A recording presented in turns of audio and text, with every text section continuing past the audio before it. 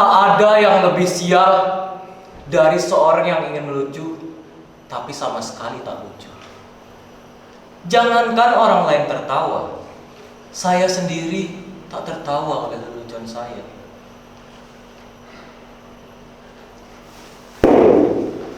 Mungkin kalian pikir menjadi badut adalah pekerjaan yang paling gampang. Kalian tinggal bertingkah kocak, lalu orang akan tertawa. Kalau kalian jadi saya, kalian akan mengerti. Tak mudah untuk membuat orang tertawa.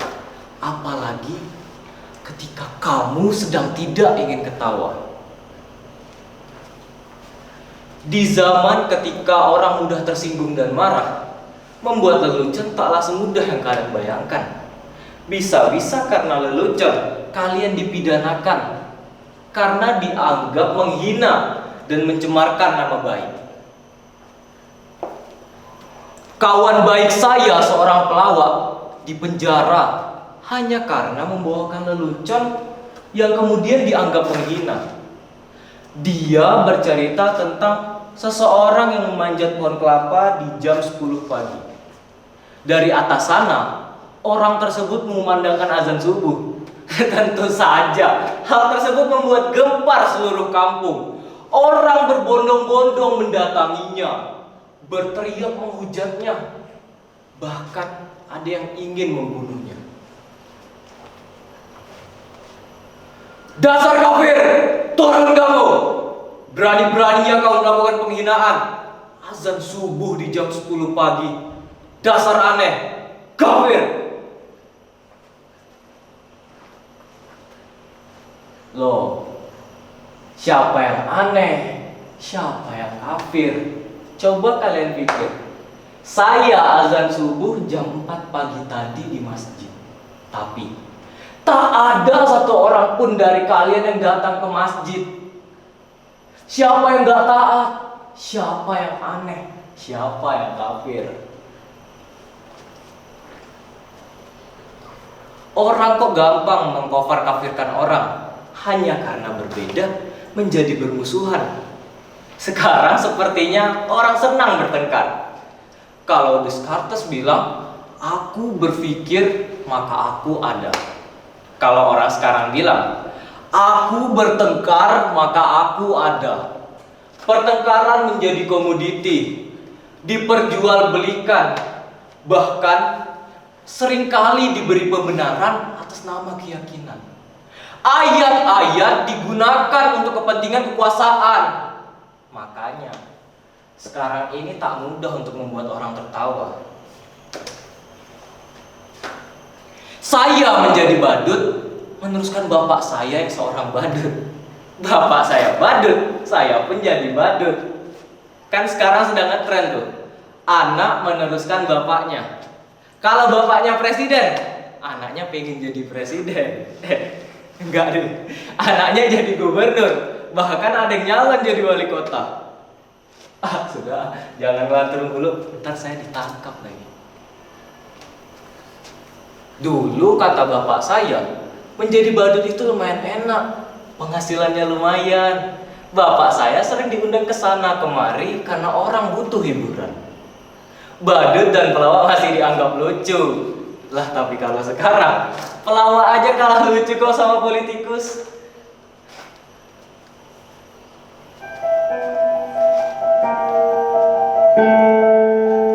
Aduh, aku gak nyangka kamu akan datang. Silahkan.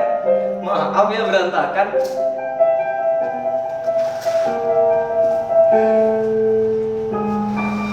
Duduklah. Bentar. Kamu mau makan apa? Atau mau minum apa?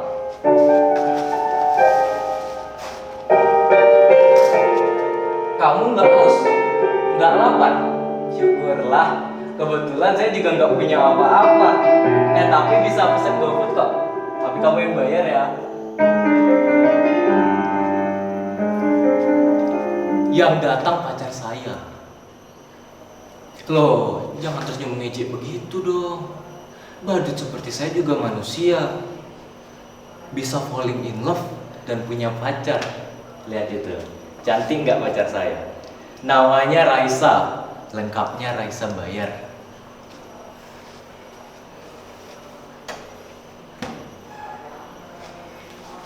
Terima kasih kamu sudah mau menemui saya. Saya kira kamu sudah melupakan saya. Terima kasih sudah terus ingat saya. Kamu pasti kangen kan? Saya juga. Percayalah, rindu itu berat. Kamu gak akan kuat, biar saya saja.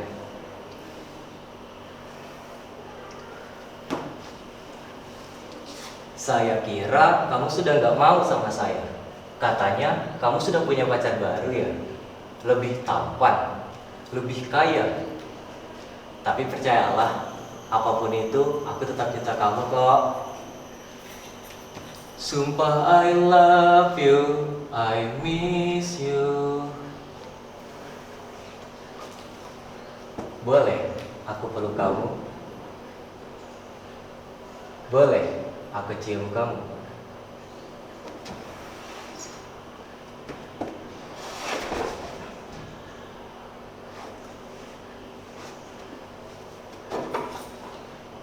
Raisa!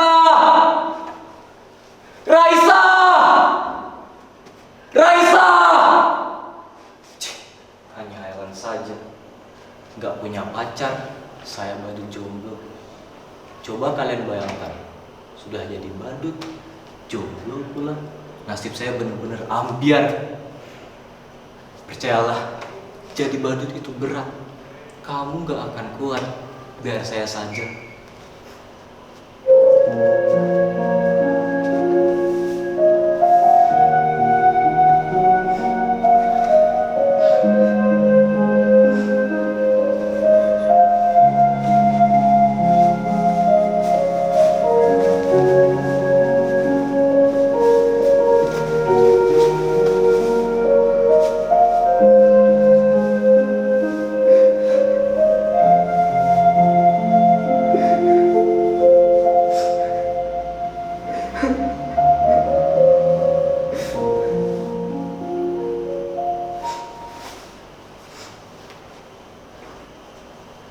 Kenapa kalian melihat saya seperti itu? Apakah ada yang aneh dengan saya? Kan sudah saya katakan, saya ini orang yang sial. Tapi nasib saya memang aneh. Nasib selalu memiliki kejutan-kejutan yang tak pernah saya duga. Lihat penampilan saya. Begitu keren kan? Dan parlente. Sekarang saya berpenampilan bagus, tapi saya tetaplah seorang badut.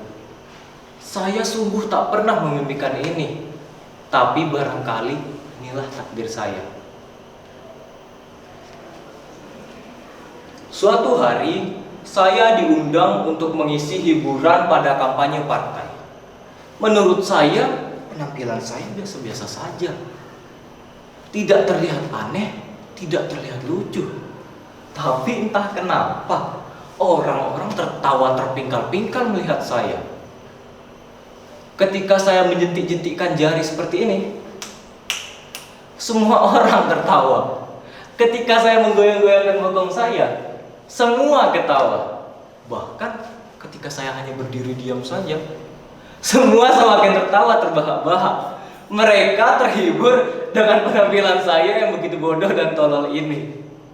Saya sungguh tak pernah tolol itu. Lalu pemimpin itu datang menghampiri saya, menjabat tangan saya, memuji-muji saya. Katanya, saya adalah sosok yang karismatik. Saya punya bakat besar untuk disukai banyak orang. Itulah kekuatan menjadi seorang pemimpin. Lalu dia bilang kepada saya, sekarang ini menjadi pemimpin tak perlu cerdas atau pintar. Yang penting disukai banyak orang.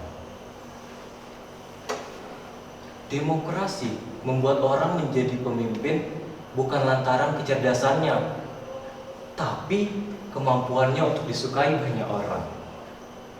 Semakin banyak orang yang menyukaimu, memujamu, maka kamu bisa menjadi seorang pemimpin. Pendukungmu akan mendukungmu habis-habisan. Tak peduli kamu benar ataupun salah, yang penting orang tetap percaya kamu. Kamu boleh ngibul atau bohong sesukamu. Yang penting orang tetap percaya kamu dan menyukai kamu. Nah, untuk itu kamu punya bakat besar. Orang menertawaimu karena mereka suka kepada kamu. Orang seperti kamulah yang dibutuhkan partai saat ini. Kemudian mereka mendandani saya menjadi necis seperti ini. Didaftarkan ikut pilkada, padahal saya nggak tahu apa itu pilkada. Saya juga nggak tahu apa perbedaan pilkada dan pilkabe.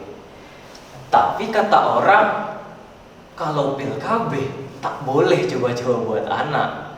Kalau pilkada boleh coba-coba buat anak. Makanya banyak anak pejabat dan pemimpin yang coba-coba ikut pilkada. Saya sungguh tak mengerti kenapa mereka mendaftarkan saya ikut pilkada. Padahal ijazah saja saya tidak punya. Tapi mereka bilang, tenang saja, ijazah bisa dipalsukan. Jangankan ijazah, kebenaran pun dapat dipalsukan. Sialnya saya menang pilkada. Barangkali zaman memang sudah gila. Mereka memilih saya karena saya dapat membuat mereka terhibur. Saya dianggap orang paling lucu yang bisa membuat hidup mereka bahagia.